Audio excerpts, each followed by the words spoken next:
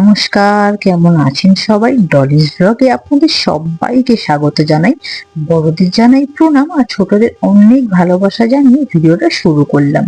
এই ভিডিওটা বেশ কিছুদিন আগে শুট করে রেখেছিলাম, কিন্তু একটু সময়ের অভাবে আমার আপলোড করা হয়নি।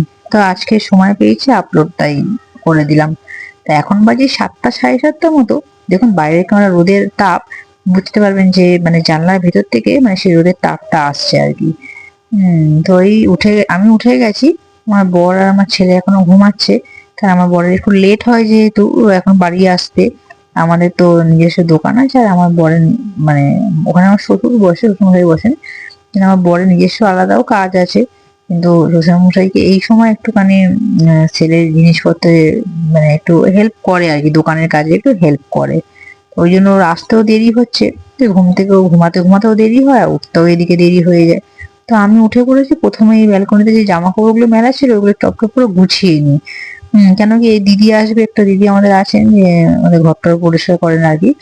তো উনি এসে তো এই জামা কাপড়গুলো ঝুলে ঠিক মতো ঝাড় দিতে পারে না, মুছতে পারে না। তো সেই কারণের জন্য আমি জামা কাপড়গুলো সব এক জায়গায় ভাঁজ করে রেখে দেবো, পরে সব জায়গায় জায়গায় গুছিয়ে দেবো।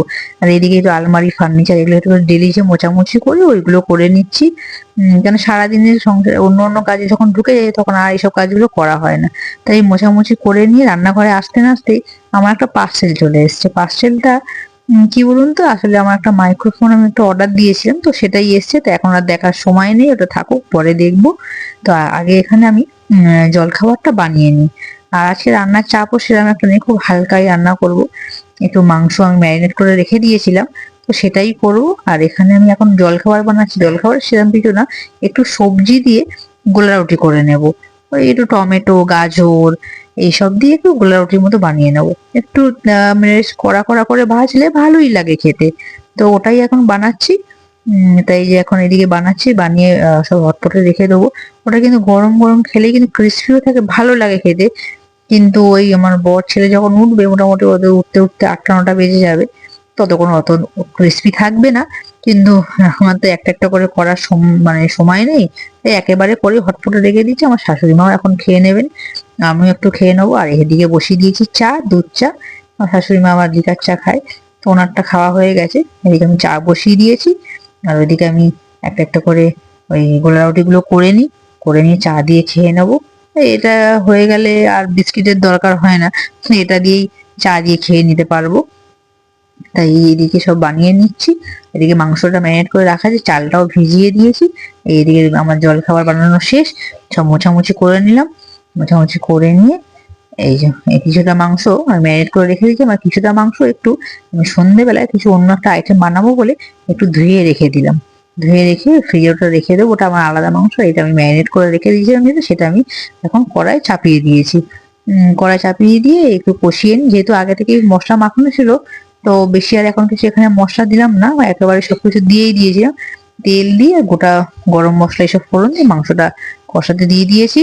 আর এদিকে আমাদের যে দিদি আসে, সেই দিদি আসে একটু সিঁড়িতে ঝাঁট দিয়ে দিয়েছে। আর এখানে আমি যাচ্ছি স্নান করতে। এই মুলতানি মাটি, এখানে আছে একটু সুজি, হলুদ, এটা নিয়ে সারা বডিতে মুখে লাগালে খুব ভালো। খুব মানে ভালো টক্সিন, মানে খুব স্কিনটা পরিষ্কার হয়, ক্লিয়ার হয়ে যায় আর কি। ওটাই আপনাদের এখন দেখাচ্ছি, স্কিনটা কি সুন্দর স্মুথ লাগে একদম। একদম পরিষ্কার মতো হয়ে যায়, খুব সফট হয়ে যায় স্কিনটা। আর আমার মুখে অনেক যে ব্রণ হয়েছে, ব্রণটা আগে থেকে এখন অনেকটা কমে গেছে। মুখে সেরকম কিছু আমি যত্ন করে করি না, যত্ন করার সময়ও পাই না। ওই যেটুকানি যা ঘরোয়া জিনিসপত্র পাই সেইগুলোই বেশিরভাগ লাগাই। স্কিনটা একটু ক্লিয়ার রাখার চেষ্টা করি। এই যা, আর কিছু করি না সেরকম একটা। তাই আপনাদের প্রথমেই দেখাচ্ছিলাম যে স্কিনটা দেখুন কি সুন্দর স্মুথ লাগছে, ক্যামেরাতেও বোঝা যাচ্ছে। তো সেরকম কিছু এখন লাগাবো না। এই এখন এটা নিয়ে নিয়েছি সিঁদুর। তো এটা আমি আমি লিকুইড সিঁদুরই ইউজ করি, গুঁড়ো সিঁদুরটা ইউজ করতে পারি না, খুব ইচিং হয়। তো এই লিকুইড সিঁদুর কি মানে চুলকায়ও না, আর মানে ওটা অনেক সময় হয় না ঘামে যে ঘেটে ঘেটে যায়, সেটাও হবে না। তো প্রথমে লাগিয়ে টোনার। এই দেখুন বললাম বললাম না যে ব্রণটা এখন অনেক কমে গেছে আগের থেকে। মাঝখানে হঠাৎ করে দেখছি ব্রণ হচ্ছিল, তো এখন অনেকটা ব্রণটা কমে গেছে। এই সুজি, হলুদ, মুলতানি মাটি লাগিয়ে দেখবেন কমবে, খুব ভালো স্কিনের জন্য, খুব ভালো, খুব ডিট্যানও হয়। আর স্কিনটা খুব স্মুথও হয়ে যায় একদম। তো এখানে একটা লাগিয়ে দেবো জেল। তো জেলটা লাগিয়ে নিয়ে এই যে আপনাদের জেলটা দেখাচ্ছি। বেশ খুব ভালো, মানে আমি সেরকম কিছু লাগাই না সারাদিন, ওই জেল আর না হলে একটুখানি সানস্ক্রিন লাগিয়ে নিই, ব্যাস একটুখানি লাগিয়ে নিয়েছি এখানে লিমা। আর আপনাদের সামনে দেখাচ্ছি যে স্কিনটা কি ভালো লাগছে, আপনারা হয়তো বুঝতে পারছেন, আমি এখানে বারবার আপনাদের দেখাচ্ছিলাম স্কিনটা।